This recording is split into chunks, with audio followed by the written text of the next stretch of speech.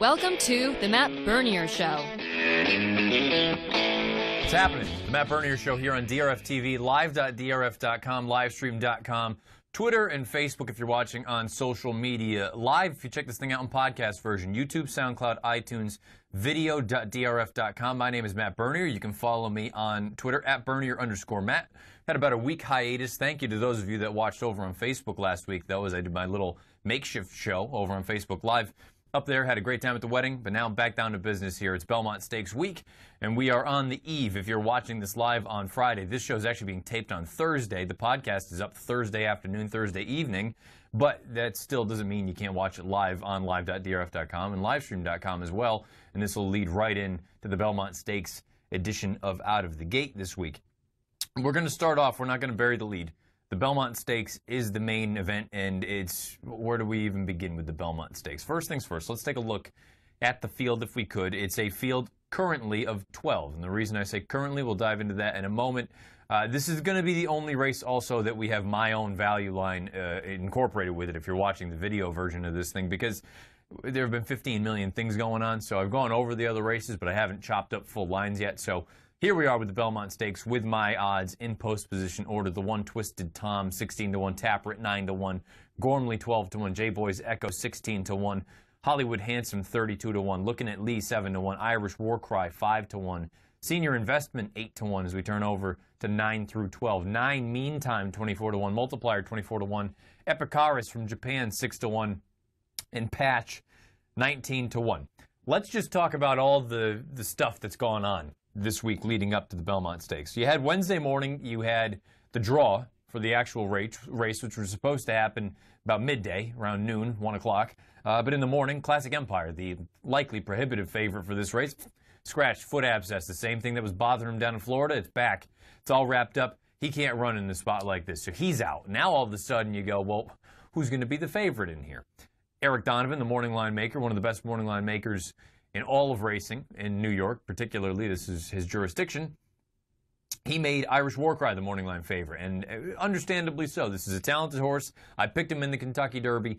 He looked like a winner with 3/8 of a mile to go. You got Rajiv Mirage looking under his shoulder, basically saying it's not a matter of if, it's a matter of by how far. And instead, the horse stopped like he was hitting the head turning for home. I don't know what you want to do with this horse. He's very, very talented. Talent, I don't think, is the concern. The concern now becomes, which Irish Warcry are you going to get? Are you going to get the good one, or are you going to get the bad one? Because the bad one is really, really bad. If you want to just say he was on the worst part of the track for the Kentucky Derby, he was 3-4 paths off the rail, the inside is where you wanted to be, fine. Boy, it's difficult for me to sit here and say with any sort of real conviction that I think we're going to get the good one on Saturday afternoon. I will admit, if Classic Empire had run in this spot, I probably would have picked Irish Warcry, thinking that he was going to offer a little bit of value. Now he's the likely favorite. The horse that figured to vie for favoritism with him is Epicaris from Japan. Now, what's the problem with Epicaris? You know, he had that tough defeat in the UAE Derby at the hands of Thunder Snow, where Epicaris led every step of the way, and he just got pipped at the very end. Left kind of a bad taste in my mouth, saying you're probably still supposed to win that race, even though I know it was an honest enough pace out on the front end. But now that leads us to what happened Wednesday night. Wednesday night, the vet records are released for the Belmont Stakes and all the other stakes races on Saturday afternoon here, and that's just something that the New York State Gaming Commission does. And we find out that Epicaris was treated with some bute, which is an anti-inflammatory, because he could be lame in his right front foot. And they just have a possible foot listed that doesn't go into any sort of actual details as to what they think it may be, but point is, there's a chance that the horse could be lame. So, the connections, they want to go on. They seem to think that, you know, he's doing a little bit better. Again, this is being taped at about noon on Thursday. He's doing a little bit better this morning. They're going to try to just give him a little bit of light exercise on Friday, and they still want to run on Saturday. You do with that what you will. If this horse decides to go and run 1.5 miles off an 11-week layoff after getting anti-inflammatories because his foot might not be feeling good, that's entirely up to you, particularly at a short price. I'm not saying it's the end-all and that he can't run and he can't possibly win this race. It's a wide-open race. You can go a million different ways. It's certainly not a positive thing that Epicaris is this sort of late development as far as possible issues with his right front foot. That leaves us with what? Where am I going? And let's take a look again at the field, if we could, boys, 1 through 12. I can make a case for a number of different horses. I can make a case in no particular order for Gormley. I've always loved Gormley. As a 2-year-old, I thought he was really good. I still think he's a nice, talented 3-year-old. I don't know what you're going to get from Gormley. He 4 most recent races, he's regressed in all 4 of them from a buyer standpoint. He did run deceptively well in the Kentucky Derby, though. Looking at Lee, he's the most honest horse in the race. You know what you're going to get from him. The problem is, very infrequently is it good enough to get the job done. Multiplier, lightly raced horse, has all the upside. Who knows? Blinkers go on. Patch, he has one eye. Everyone likes that. I'm going with the slowest horse in the race. And we're going to take a look at his most recent race. This is Twisted Tom. Twisted Tom winning the Federico Tessio down at Laurel Park. He is down on the inside. He is looking like he is in deep water. Guess what? He re-rallies. He battles in, and he goes on with it and wins this thing pretty convincingly. He actually puts some distance between him and O Dionysus. Now, O Dionysus is no superstar. And guess what? Twisted Tom is no superstar. His career best Buyers is 78. 78's not going to get the job done Saturday afternoon in the Belmont Stakes, the 149th running of the Belmont Stakes. But here's the case for Twisted Tom. And it has nothing really to do with Javier and Chad, although that's certainly not a bad thing. It has everything to do with a horse that has a little bit of tactical speed. In that race there in the Federico Tessio, he was pressing the pace throughout. His start 2 back, though, he was a little bit farther off, 3 or 4 lengths out of it. He made a move down the backside, and he got into the running a little bit earlier. Pedigree usually is an important piece to the puzzle in the Belmont Stakes. How many of them really want 12 furlongs? Probably none of them. Probably none of them really want to go 1.5 miles, but it's basically who hates it less than the rest of the field. And this horse, Creative Cause on top. You've got some nice pedigree. Thunder Gulch down on the bottom side. He gives off the impression that he's just going to kind of chug along, going to clip off 13 or 14 second eighths of a mile. And generally speaking, that's what this thing is. It turns into a war of attrition. 1.5 miles is a long, long, long way. You have some other horses in this race. You have Meantime, who figures to be forwardly placed. You have Irish Warcry, who figures to be forwardly placed. You have Gormley, who's probably not going to be too far out of it. And you also have Epicaris. Now, those 4 horses I just rattled off to you. Meantime, may have some major distance limitations, and he may also have quality issues. Gormley, he continues to trend the wrong way. Now, maybe he'll wake up and feel good Saturday morning, but 12 furlongs, major question for him. Epicaris, we've already touched on that pretty in depth. Who knows what you're going to get out of him on Saturday? And Irish Warcry, if he runs his best race, he's probably going to win. If he doesn't, he can finish last. So that leaves me now with a horse, because I figured those 4 are going to be right there, as well as Twisted Tom down on the inside. That leaves me with a horse that is going to be north of 15-1. He can't win on paper. I get it. I'm acknowledging that. I'm not trying to argue with anyone that says that. But in a race that I don't think any horse is a particular standout, give me a number, give me good connections, give me a horse that I think is going to excel at the distance. It's also something that's a little bit more, you're going to have to go in and really dive into the replays if you want to see what I'm talking about. You watch the way Twisted Tom runs on the turns, I don't think he corners very well. You get him onto the straights, and that's when he really extends. I'm hopeful the combination of the big wide turns at Belmont Park as well as the long stretch running at 1.5 miles, and I know it's actually the wires in the middle of the racetrack, basically in the middle of the front side, but the idea is it's still a heck of a long way. I'm hopeful that that's all the great equalizer. I'm going to go with Twisted Tom. I know, on paper, he looks like a no-hoper. I'm going to go with Twisted Tom to win the Belmont Stakes as my live long shot. We'll find out. He's not nearly as talented as Cloud Computing, but hopefully we can go 2 for 3 in this year's Triple Crown. And guess what? That's it for this year's Triple Crown. The Belmont Saturday afternoon, and then we're done.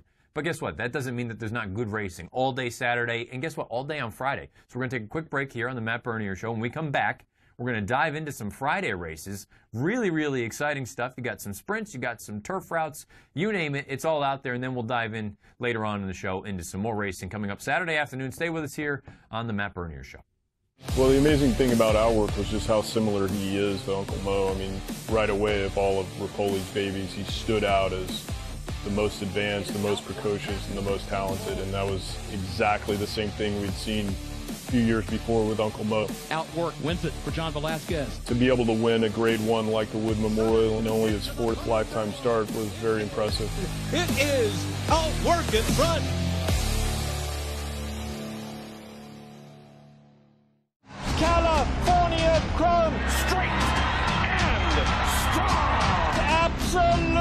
He's sensational. California Chrome. California Chrome. To California Chrome. Away to the Kentucky Derby. California Chrome wins impressively. He's gone into overdrive. California Chrome wins the Dubai World Cup. One of the greatest performances you'll ever see. Chrome turns to gold. Say goodbye to your inner caveman. If you're making caveman bets on pick sixes, you could be leaving money on the table. DRF Bets Ticket Maker helps you build more profitable exotic bets and place them with one click. Raise your game with DRF Bets Ticket Maker. Be a samurai with your ROI. DRF Bets Ticket Maker helps you cut out unprofitable exotic bets before they happen and be the master of profits. Raise your game with DRF Bets Ticket Maker, the exotic wagering app.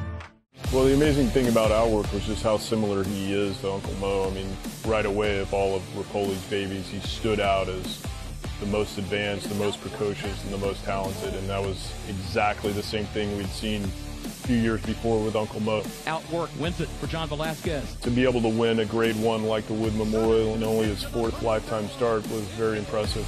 It is Outwork in front.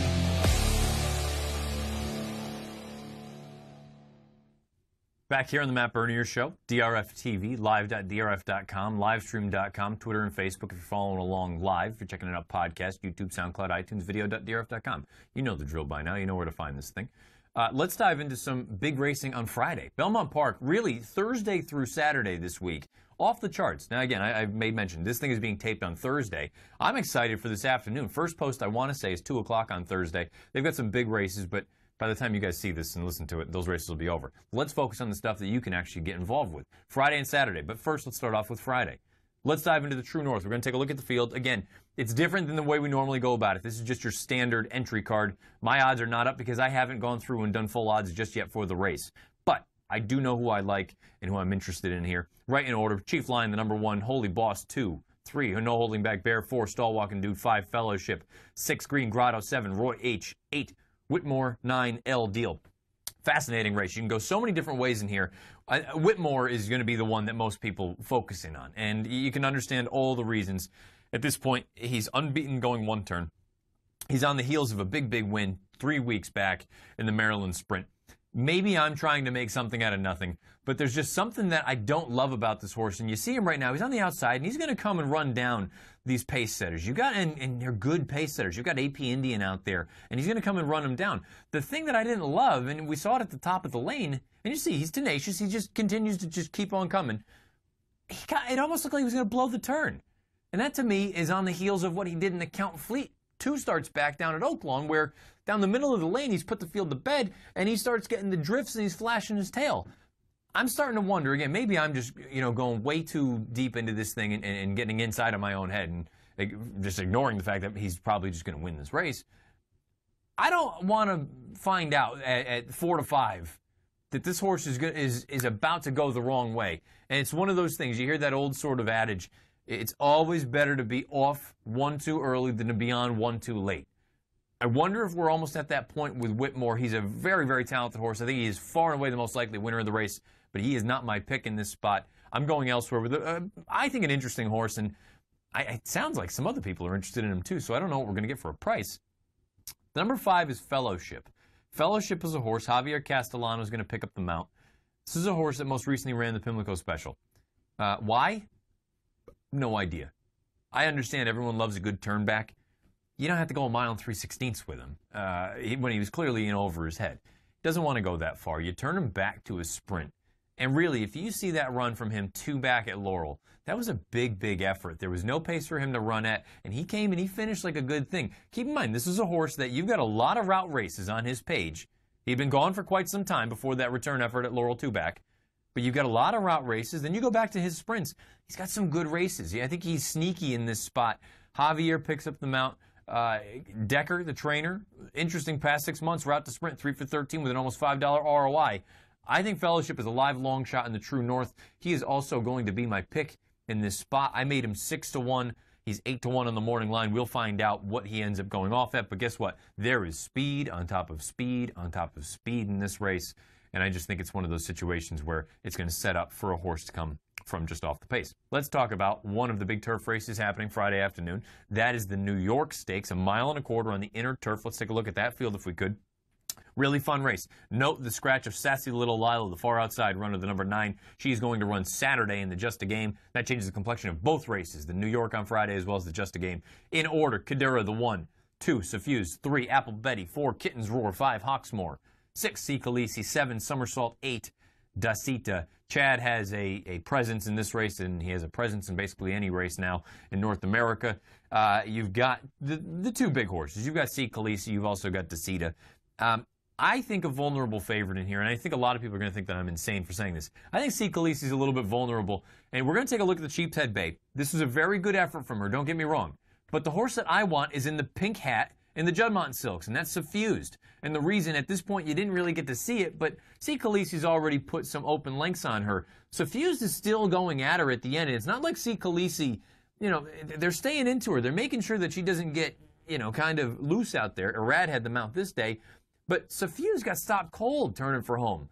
And it makes me think that, you know what, if they both maintain their runs at the same point, that maybe Suffused makes it closer than what most people would think. C. Khaleesi, it's also worth noting, she has 3 victories here in North America.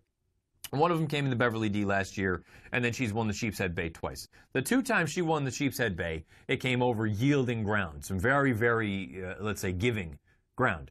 Her firm races are just not nearly as good. They're not bad, but her 2 best races thus far have come on yielding ground, and she does not project to get that Friday afternoon. I won't be surprised at all if she does win, but I think she's a little bit of a vulnerable favorite. Dasita, I've been a little bit of a fan of hers. I hate that she's so goofy with the leads. I didn't love her return effort in the Beaugay. I know she ran on very gamely, but I thought she hung. I know it's ground that she probably doesn't like. She wants the firm going, but she was really bad with the lead changes, so I'm going to fade her as well. I am interested, though, in Suffused. I'm also interested in Kidura. With the scratch of Sassy Little Lila, not a lot of early speed. Hawksmoor's going to go. I don't think she wants 1.25 miles. I also think she appreciates yielding ground. Kidura is an interesting one for Graham Motion. Most of my eggs are going to be in the 2 Suffused and the 1 Kidura's basket Friday afternoon. Race number 9, Belmont Park, 1.25 miles, the Grade 2 New York Stakes. We're going to take a break. When we come back, we're going to take a look at 2 more races that are going to come up Saturday afternoon on Belmont Stakes Day out at Belmont Park. Stay with us on the Matt Bernier Show. It's the win, the winner of the Gun Handicap. This horse is the complete package. He's won from 7 furlongs to 1.8 miles. He's won on dual surfaces. He's won with and without Lasix, and he's traveled around the world and brought his A game with him. He showed that he was a very top-class dirt horse. Balance is key, and, you know, he was just perfectly proportioned. I think that's what made him so athletic and so efficient on the track.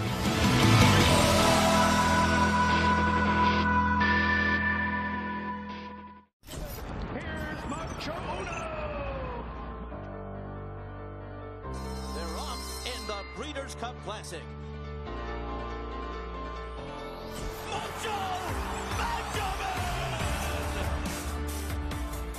Private Zone has run a 45 flat half mile and has opened up 2.5 lengths. Private Zone's got the lead close to home and he's all by himself. Private Zone wins the Forgo.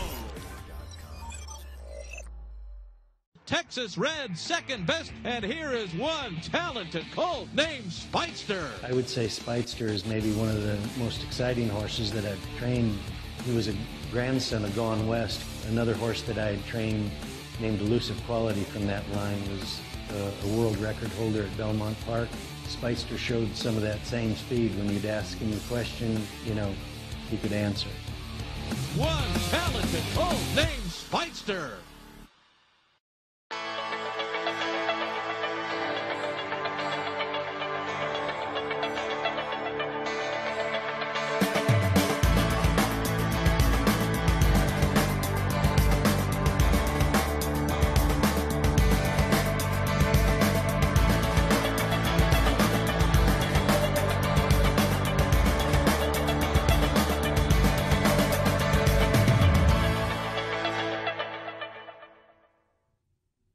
Welcome back. Matt Bernier Show. DRF TV, live.drf.com, livestream.com, Twitter, and Facebook. Let's dive into Saturday. Got some big racing other than the Belmont Stakes, and it's really impressive what Naira has done. They've put together a miniature Breeders' Cup. It's a Breeders' Cup 6 months away or 7 months away, or You get what I'm saying. 5 months till the Breeders' Cup, 7 months from the Breeders' Cup. So it's a nice sort of stopgap for us. Just an unbelievable slate of races on Saturday afternoon. We're only going to touch on 2 of them here. Let's dive into race number 6 at Belmont Park, Saturday afternoon, the Grade 3 Jaipur. 6 furlongs on the Widener turf course. Everyone and their brother knows. If you've watched the show or you've watched any of the videos that we've done here at DRF.com, turf sprints, not my thing. Not really all that strong with turf sprints, but I thought this was an interesting race. The 1 is Loose on the Town, the 2 is Disco Partner, the 3 is Pure Sensation, the 4 is Green Mask, the 5 is Holding Gold, the 6 is Undrafted, 7 Hoagie, 8 Canadian Flyer as we turn over to the remaining 2, the 9 is Conquest Enforcer, and the 10 is Stormy Liberal. At first blush, this is an interesting race because you have a number of talented turf sprinters. You have old hard hitters like Green Mask and Undrafted. You have even, they're still older, but I mean, Pure Sensation, brilliant horse. Disco Partner, really talented. Both of those go out for Christophe Clement. You have Conquest Enforcer, who, this is probably what he's wanted to do all along. Turf sprint. They've tried a bunch of different things. You wonder if they've just, done too much with this horse, and now he's going to go sour on them. You have Stormy Liberal, who is arguably the claim of the past 2 years. Peter Miller has done an unbelievable job with this horse. I don't know that he's going to take to a conventional 6 furlongs as opposed to the downhill 6.5 out in Santa Anita. Then he's wheeling back on 2 weeks, but I understand why they're here. Totally get it. I'm interested in a horse, 2 horses particularly, but one of them is going to be my live long shot in this spot, and that's the rail horse, the number 1, Loose on the Town for Brian Lynch. This horse has run on turf 3 times, 2 victories and a 3rd place finish, only beaten by a neck total. He has early speed, and I think that's going to go a long, long way. You lose Javier, but you pick up Julien Leperoux, who for my money is the best front-end rider we have in North America, turf or dirt. I think Loose on the Town's very interesting. Again, not a lot of early gas in this race. I think he has a chance to possibly wire this field. Another horse I'm slightly intrigued with is the 5 Holding Gold from Mark Casse. Johnny V's got the mount here. Very impressive 2 starts back in the Shakertown. That was coming off of a rather lengthy layoff, about 6 months. Came back in the turf sprint at Churchill most recently and just bombed. He was really quite poor. The thing to keep in mind, there was a lot of give in that turf course at Churchill that day. I wonder, you get him back to some firm going. Maybe he gets back to his best form, the 5 Holding Gold. But my live long shot and my pick in the Jaipur is the number 1, Loose on the Town. The last race we're going to talk about today on the show, anyway, is race number 9 Saturday at Big Sandy. It's a Grade 1. It is the Metropolitan Handicap. It's a 1-turn mile. It's one of the best races of the year. Maybe quality-wise, this one's a little bit suspect. Let's take a look at the field for the Met Mile. Right in order, the number 1, Inside Straight. The number 2, Rally Cry. 3, Denman's Call. 4, Solid Wager. 5, Sharp Azteca. 6, Mohaman. 7, Economic Model. 8, Tom's Ready as we turn the page to 9 through 12. The 9 is More Spirit. The 10 is Virtual Machine. The 11 is Tommy Macho. And the 12 is Awesome Slew. You can make a case for a couple different horses in here. I understand the people that like More Spirit think that he's probably just found his way now as a 4-year-old and he's putting it all together. I'm concerned that he's still More Spirit. And when I say that, I don't mean that in a negative way, but, he's been forwardly placed in each of his past 2 starts. And he's had some what look to be legitimate time form U.S. pace ratings, but he's going to see some speed in here that he's never seen in his life from one horse and one horse in particular. We'll talk about him in a moment.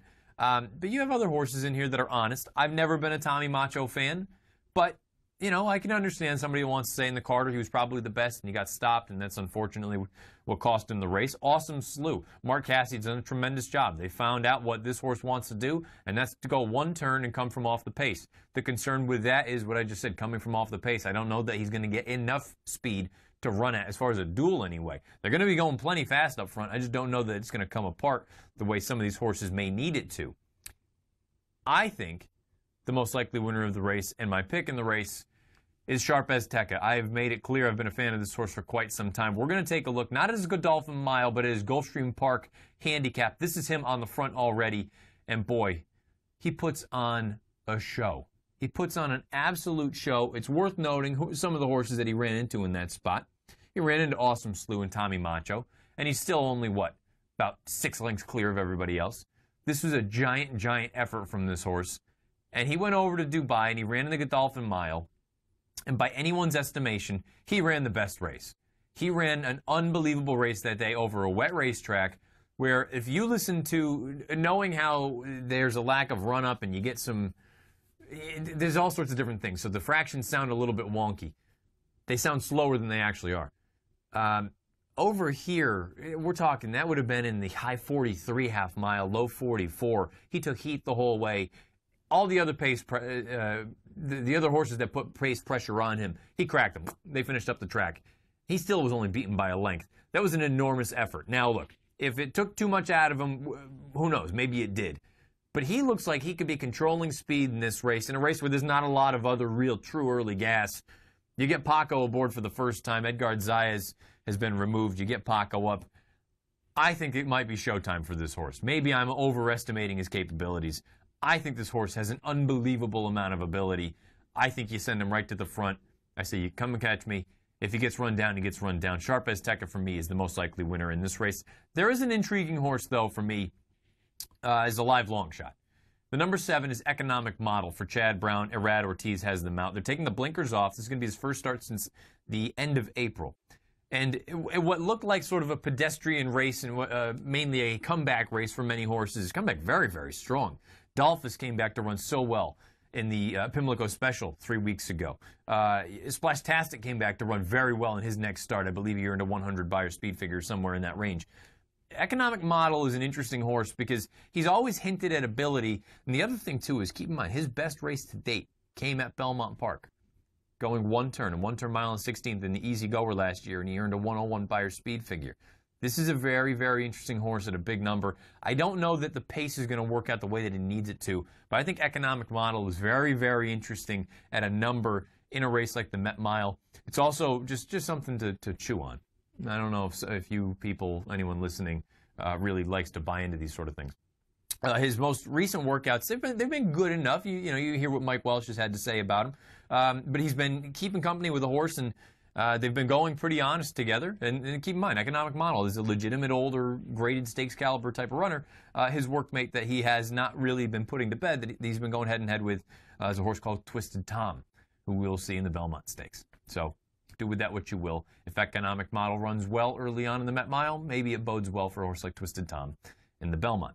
That's going to do it for this show. Following this here, though, on live.drf.com, livestream.com, Twitter, and Facebook, you're going to find this week's edition of Out of the Gate. And Out of the Gate, if you're not watching it live with this piece right here on DRF Live, you can find it on video.drf.com. You can find it on YouTube. You can find the podcast on SoundCloud and iTunes and all the other places that you find podcasts as well. You can find this show, The Matt Bernier Show, on all sorts of different ways. Whether it's iTunes, SoundCloud, video.drf.com, YouTube, you name it, it's up there.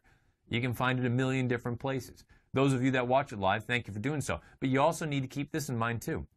If you're watching this live, that means that it's a big day of racing out at Belmont, and it means that we're all going to be out there. Myself, Dan Illman, Mike Beer. We're going to be doing some Periscope things Friday and Saturday out from Belmont Park. We're going to be out there. It sounds like the weather's going to cooperate with us. So we'll be doing some little previews before the races, maybe make some adjustments depending on scratches. We'll be doing some recaps as well. And then you'll have all the other good stuff Friday and Saturday. DRF.com. You can find it on the news feed just below the video player. You're going to want to get involved there because we have all of our great writers and reporters that are going to be covering all of the races from Belmont Park Friday and Saturday. Big Sandy, it's Belmont Stakes weekend. It is the final jewel in racing's Triple Crown. We'll find out who's going to be victorious in this spot and who possibly sets themselves up for a nice summer campaign against the likes of Always Dreaming and Cloud Computing and Classic Empire and all of those kind of horses. So should be a fun weekend of racing. We'll be back here next Friday. We'll get you ready for a big weekend of racing down at Churchill Downs, including the Stephen Foster handicap and the return of Gunrunner, as long as everything goes well with his training. So best of luck this weekend. My name is Matt Bernier. You can follow me on Twitter at Bernier_Matt. Without further ado, for those of you watching live, here is this week's Out of the Gate.